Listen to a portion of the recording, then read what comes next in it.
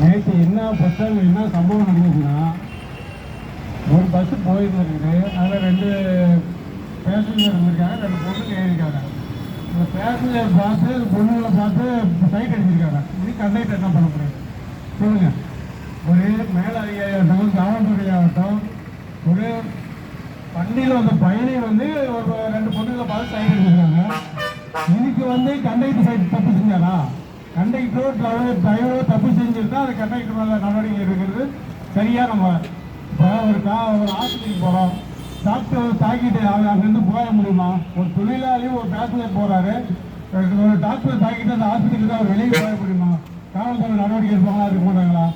அது ஒரு 2-3 மாதத்துக்கு முன்னாடி ஒரு காவல்துறை காவல் அதிகாரி ஒரு என்கொயரிக்கு போகிறாரு. என்கொயரிக்கு போகும்போது அந்த காவல் அதிகாரி அந்த என்கொயரி போகிறாருன்னா கொண்டுருவாங்க, காவடிச்சிடுறாங்க. இதெல்லாம் பார்த்துருக்கீங்க, பேப்பர்லாம் பார்த்துருக்கீங்க, காவடிச்சிட்டாங்க.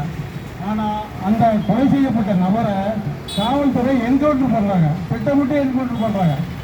ஏன் நம்ம நம்மளை சார்ந்த ஒரு தொழிலாளியே ஒரு அதிகாரியே ஒரு ரவுடி கொண்டுட்டாங்க, அவங்கள முறையில் என்கவுண்டர் பண்ணுறாங்க, திட்டமிட்டு என்கவுண்டர் பண்ணுறாங்க.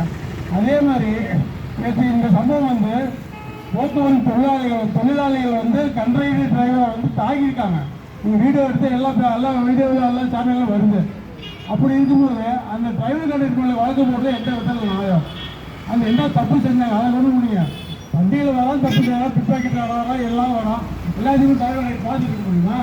சம்மந்தப்பட்ட நபர்கள் போய் போலீஸ் ஸ்டேஷன் கம்ப்ளைண்ட் கொடு. அங்கே அவனை பிடிச்சி ஏதோ போட அவனை பிடிச்சாடி ஏன் டிரைவர் பிடிச்சி அடிக்கிறீங்க?